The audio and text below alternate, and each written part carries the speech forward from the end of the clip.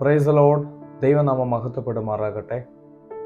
ഇന്ന് ദൈവവേല നിമിത്തം വളരെ ദുഃഖങ്ങളും പ്രയാസങ്ങളും അനുഭവിച്ചു കൊണ്ടിരിക്കുന്ന ദൈവദാസന്മാരെ സ്തോത്രം. ദൈവം നിങ്ങളെ ധാരാളമായി അനുഗ്രഹിക്കുമാറാകട്ടെ. കർത്താവ് ഒരു വചനം പറഞ്ഞു, ലോകത്തെ നിങ്ങൾക്ക് കഷ്ടമുണ്ട്, എങ്കിലും ധൈര്യപ്പെടുവിൻ, ഞാൻ ലോകത്തെ ജയിച്ചിരിക്കുന്നു. ഈ വാക്ക് പലപ്പോഴും നാം കേട്ട് അത് ധ്യാനിച്ച് അത് സന്തോഷിക്കുന്നവരാണ്. പലപ്പോഴും പലരാലും നിന്ന വാക്കുകൾ അനുഭവിക്കുന്നവരാണ്. ദൈവവേല നിമിത്തം പരിഹാസങ്ങൾ അനുഭവിക്കുന്നവരാണ്. എന്നാൽ ഈ വചനം നമ്മെ ധൈര്യപ്പെടുത്തും. കാരണം ഇത് പറഞ്ഞിരിക്കുന്നത് മനുഷ്യനല്ല, യേശു ക്രിസ്തുവാണ്.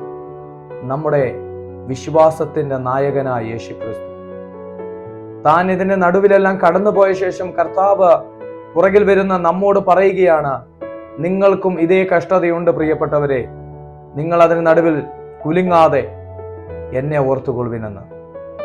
ഈ ലോകത്ത് നാം മനസ്സിലാക്കുക, ഓരോ ദിവസവും നമ്മുടെ നേരെ അനുഗ്രഹത്തിന്,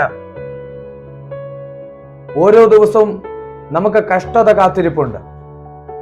അതിന്റെ നടുവിലാണ് നാം കടന്നു പോകേണ്ടത്. കാരണം യേശു പറഞ്ഞു, ചെന്നായ്ക്കളുടെ നടുവിൽ കുഞ്ഞാടിനെ പോലെ എന്ന.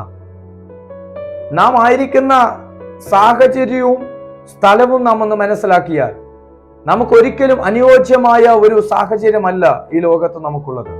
എന്തിന്? നമ്മുടെ കുടുംബത്തിലുള്ളത്, നമ്മുടെ സമൂഹത്തിലുള്ളത്. അതിന് നടുവിലെല്ലാം പിടിച്ചു നിൽക്കുവാൻ നമ്മെ ധൈര്യപ്പെടുത്തുന്ന ഒരു വാക്കാത്. പലരും മുന്നിൽ എന്ത് വരുമെന്ന് അറിയാതെ ബാധിക്കപ്പെടുമ്പോൾ കർത്താവ് തന്റെ ജനത്തോട് പറയുകയാണ്, ലോകത്തിൽ കഷ്ടതയുണ്ട്.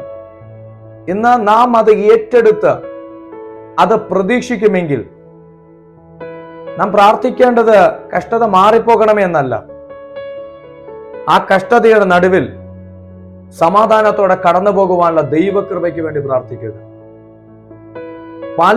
പലരാലും, സഹോദരന്മാരാൽ, മാതാപിതാക്കളാൽ, കൂട്ടുകാരാൽ മുമ്പിൽ ചിരിച്ചു സംസാരിക്കുന്ന പലരും പുറകിൽ കുത്തുവാക്കുകൾ പറയുന്നവരാ. എന്നാൽ അതിന് നടുവിൽ നമ്മെ നടത്തിക്കൊണ്ടു പോകുവാൻ ദൈവത്തിന്റെ കൃപ വളരെ ആവശ്യമാണ്. നമുക്ക് ഈ ലോകത്തിലെ ഒന്നുമില്ലെന്ന് വിചാരിച്ച് സങ്കടപ്പെടരുത്. കാരണം അതിനേക്കാൾ വലിയ സന്തോഷം കർത്താവ് നമ്മുടെ അകത്ത് തന്നിട്ടുണ്ട്. പണമുള്ളവന് പണം നഷ്ടപ്പെട്ടാൽ സന്തോഷം പോകും. എന്തെങ്കിലും ഉലകത്തിലുള്ളവൻ അത് നഷ്ടപ്പെടുന്നത് വരെയാണ് അവന്റെ സന്തോഷത്തിന്റെ ആയുസ്. എന്നാൽ ദൈവ സാന്നിധ്യത്തിലും ദൈവത്തോടു കൂടെ നടക്കുന്നവന്റെ സന്തോഷം, ആ ജീവനുള്ള ദൈവം ഉള്ളിടത്തോളം അവന്റെ സന്തോഷത്തിന് അറുതി വരികയില്ല. അങ്ങനെങ്കിൽ ഇന്ന് ആരാ ഭാഗ്യവാന്മാർ? കർത്താവിനോട് കൂടെ നടക്കുന്നവരാണ് ഭാഗ്യവാന്മാർ. അവന്റെ സാന്നിധ്യത്തിൽ നിൽക്കുന്നവരാ ഭാഗ്യവാന്മാർ. അതുകൊണ്ട് പലരുടെ നിന്ന വാക്കുകളാൽ കണ്ണുനീരോടായിരിക്കുന്ന പ്രിയപ്പെട്ടവരോട് ഞാൻ പറയട്ടെ, നിങ്ങൾ ആ വാക്കുകളെ ഓർത്ത് ഭാരപ്പെടേണ്ട.